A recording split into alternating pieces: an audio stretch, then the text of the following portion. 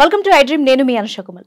పక్షవాతం రావడానికి గల కారణాలు ఏంటి, దాంతో పాటు ఎలాంటి లక్షణాల ద్వారా ముందుగానే గుర్తించవచ్చు, at the same time correct టైంలో గనక మీరు డాక్టర్ని సంప్రదించినట్టయితే పక్షవాతం నుంచి పూర్తిగా రికవరీ అయ్యే ఛాన్స్ ఉందంటున్నారు డాక్టర్ రంజిత్ గారు. మనతో పాటు మాట్లాడేందుకు ఉన్నారు డాక్టర్ రంజిత్ గారు, న్యూరో ఫిజిషియన్, మెడికల్ హాస్పిటల్ నుంచి. మన వివరాలు అడిగి తెలుసుకుందాం. నమస్తే డాక్టర్.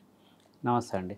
పక్షవాతాన్ని ముందుగా ఎట్లా కనుక్కోవాలి, ఎలాంటి లక్షణాలు కనబడితే ఇది పక్షవాతం అని మనం ఐడెంటిఫై చేయొచ్చు?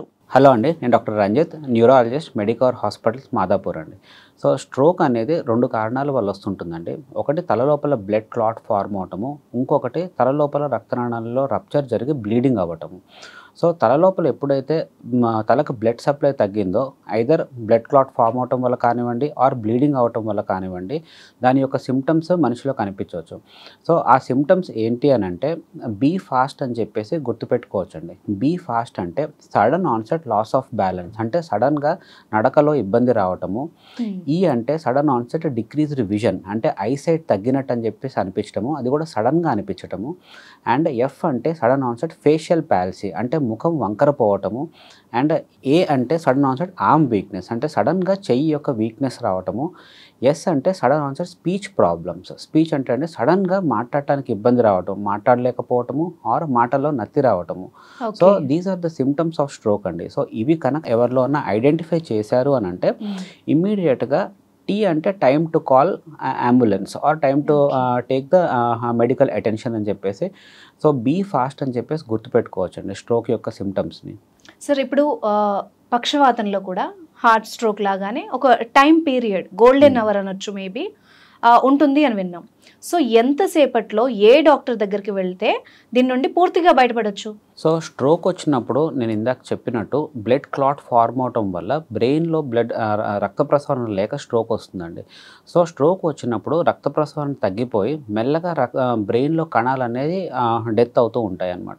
సో ఎయిమ్ ఆఫ్ ట్రీట్మెంట్ అంటే స్ట్రోక్ యొక్క ట్రీట్మెంట్ ఏంటి అంటే రక్త ప్రసరణ అనేది మళ్ళీ బ్రెయిన్కి అందేటట్టు చేయటం అనేది స్ట్రోక్లో ట్రీట్మెంట్. సో అది ఎంత ఫాస్ట్గా చేస్తే అంత ఏరియా ఆఫ్ బ్రెయిన్ని మనం డ్యామేజ్ కాకుండా కాపాడవచ్చు. సో ఫస్ట్ 4.5 అవర్స్లో కనుక రీచ్ అయితే హాస్పిటల్కి ఇమీడియట్గా థ్రాంబోలైసిస్ అంటే ఇంజెక్షన్ అనేది ఇవ్వచ్చండి. ఆ ఇంజెక్షన్ ఇస్తే క్లాట్ డిజాల్వ్ అవుతుంది ఆర్ క్లాట్ మెత్తబడుతుంది. దానితోటి ఏంటి అని అంటే బ్లడ్ వెజల్స్లోంచి బ్లడ్ ఫ్లో ఇంప్రూవ్ అయ్యి బ్రెయిన్ అనేది డ్యామేజ్ కాకుండా ప్రివెంట్ చేయొచ్చు. 4.5 అవర్స్ అంటే ఎంత ఎర్లీగా వస్తే అంత మంచిది, బట్ 4.5 అవర్స్ వరకు ఆ ట్రీట్మెంట్ చేయొచ్చు.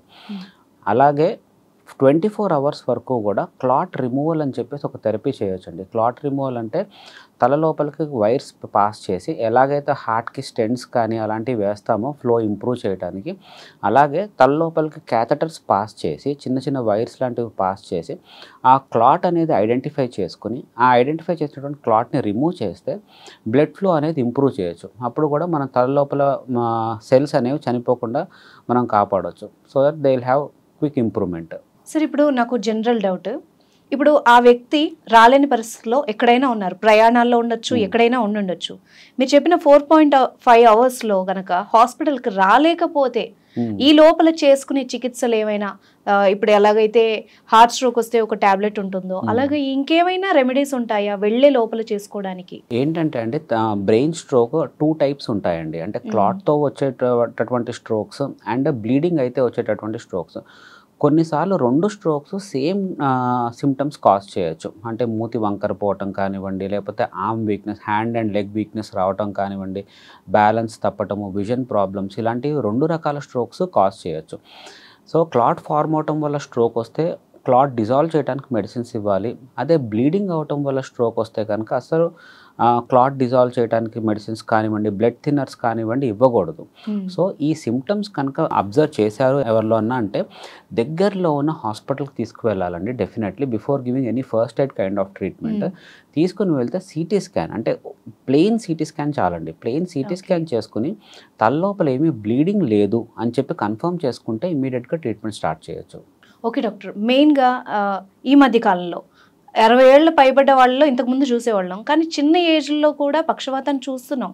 ఎందుకు అంటారు? మన సెడెంటరీ లైఫ్ స్టైల్ అయినా, మన ఫుడ్ హ్యాబిట్స్ అయినా, లేకపోతే ఇంకా జెనెటిక్ రీజన్స్ కూడా ఇందులో ఉన్నాయా? సో చిన్న వయసులో స్ట్రోక్ రావడానికి రీసెంట్గా ఇంతకు స్ట్రోక్ ఇన్ యంగ్ అంటామండి. చిన్న వయసులో స్ట్రోక్ వస్తే stroke in young. Usually stroke 50 years పైబడ్డ వాళ్ళకి చాలామందికి చూస్తూ ఉంటాము. బట్ చిన్న వయసులో కూడా ఈ మధ్య కాలంలో చాలామందికి స్ట్రోక్స్ చూస్తున్నాము. సో చిన్న వయసులో స్ట్రోక్ రావడానికి కూడా ప్రధానమైన కారణాలు ఈ మధ్య కాలంలో smoking, excessive alcohol consumption, or bad habits, other kind of drugs and other consumptions. And ఇది కాకుండా చూస్తే కనుక ఈ మధ్య కాలంలో యంగ్ ఏజ్లోనే డయాబెటీస్ రావటము, యంగ్ ఏజ్లోనే కొలెస్ట్రాల్ లెవెల్స్ హై కావటము అండ్ ఎక్సెసివ్ స్మోకింగ్, ఇవన్నీ కారణాలండి యంగ్ ఏజ్లో కూడా స్ట్రోక్ రావడానికి. ఇవి కాకుండా చిన్న వయసులో స్ట్రోక్ వచ్చినప్పుడు యూజువల్లీ జెనెటిక్ ఫ్యాక్టర్స్ ఆర్ వేరే రకమైన కారణాలు కూడా సర్చ్ చేస్తుంటామండి. అంటే జెనెటిక్ కాజ్ అంటే ఫ్యామిలీ హిస్టరీ ఉంటే కూడా కొంచెం అర్లీగా స్ట్రోక్ రావచ్చు. ఆర్ కొంతమందికి జెనెటిక్గానే బ్లడ్ క్లాట్ అయ్యే టెండెన్సీ ఉంటుంది. సో ఆ క్లాట్ అయ్యే టెండెన్సీ ఉండటం వల్ల కూడా చిన్న వయసులో స్ట్రోక్ రావచ్చు. ఆర్ కొన్ని డిసీజెస్ మోయా డిసీజ్ అని, అలాంటి రక్తనాళాల యొక్క ఇబ్బంది, చిన్న వయసులో కనిపించేటటువంటి రక్తనాళాల యొక్క ప్రాబ్లమ్స్ వల్ల కూడా స్ట్రోక్స్ రావచ్చు. సో చిన్న వయసులో స్ట్రోక్ వచ్చిన వాళ్ళకి డీటెయిల్గా ఎందుకు ఇంత చిన్న వయసులో వచ్చింది అని చెప్పేసి చెక్ చేసుకుంటూ ఉంటాము. ఓకే డాక్టర్, అయితే మెయిన్గా ఫ్యామిలీ హిస్టరీలో ఆల్రెడీ ఇలాంటి మీరు చెప్పిన సిమ్టమ్స్ కానీ ప్రాబ్లమ్స్ కానీ ఉన్నట్టయితే ఈ జనరేషన్ వాళ్ళు ఇది రాకుండా prevention is better than cure అంటారు కదా. సో ఎలాంటి జాగ్రత్తలు తీసుకుంటే కనుక వీళ్ళు బయటపడే ఛాన్సెస్ ఎక్కువగా ఉంటాయి? సో స్ట్రోక్ అనేది ప్రివెంట్ చేయడానికి 2 రకాలుగా చూసుకోవచ్చు అండి మనము తీసుకోవాల్సినటువంటి జాగ్రత్తల్ని. ఒకటి నాన్ మాడిఫైయబుల్ రిస్క్ ఫ్యాక్టర్స్, ఇంకోటి modifiable risk factors. Risk factors అంటే వీటి వల్ల స్ట్రోక్ వస్తుంది అని. నాన్ మాడిఫైయబుల్ అంటే మన చేతుల్లో లేనివి, అంటే వయసు, age is not in our hands. Above 50 years ఎక్కువ మందికి స్ట్రోక్ వస్తుంది. కొన్ని జెనెటిక్ ఫ్యాక్టర్స్ మన చేతుల్లో ఉండవు. బట్ మాడిఫైయబుల్ రిస్క్ ఫ్యాక్టర్స్ అనేవి మన చేతుల్లో ఉన్నవండి. మాడిఫైయబుల్ రిస్క్ ఫ్యాక్టర్స్ అంటే ఫర్ ఎగ్జాంపుల్ డయాబెటీస్ ఉన్న వాళ్ళకి డయాబెటీస్ మెడికేషన్ ప్రాపర్ టైంకి తీసుకోవటము, ఆర్ డయాబెటీస్ రాకుండా ప్రాపర్గా హెల్దీ లైఫ్ స్టైల్ ఫాలో కావటము. హైపర్ టెన్షన్ ఉన్న వాళ్ళకి బ్లడ్ ప్రెషర్ అనేది 130/80 ఆర్ 130/80 లోపల పెట్టుకోవటము, కొలెస్ట్రాల్ రాకుండా చూసుకోవటము, ఆర్ ఉన్న వాళ్ళకి ప్రాపర్ మెడికేషన్ తీసుకోవటము. అండ్ సెడెంటరీ లైఫ్ స్టైల్ కాకుండా ఫిజికల్ యాక్టివిటీని అట్లీస్ట్ పర్ వీక్ 4 days అన్న 45 minutes పాటు బ్రిస్క్ వాకింగ్ చేయటము. అండ్ వెయిట్ అనేది ఎక్సెసివ్ వెయిట్ కాకుండా బిఎంఐ అనేది 25లో మెయింటైన్ చేయటము. ఇలాంటి జాగ్రత్తలు తీసుకుంటే స్ట్రోక్ రాకుండా ఉంటుందండి. అలాగే ఫుడ్ హ్యాబిట్స్ కూడా రెడ్ మీట్ ఎక్కువ తీసుకోకుండా అండ్ డీప్ ఫ్రైస్ ఎక్కువ తినకుండా వెజిటేబుల్స్ అండ్ ఫ్రూట్స్ ఎక్కువ తీసుకున్న డైట్ తీసుకుంటే కనుక స్ట్రోక్స్ ప్రివెంట్ చేసుకోవచ్చు. Thank you so much doctor. Thank you అండి.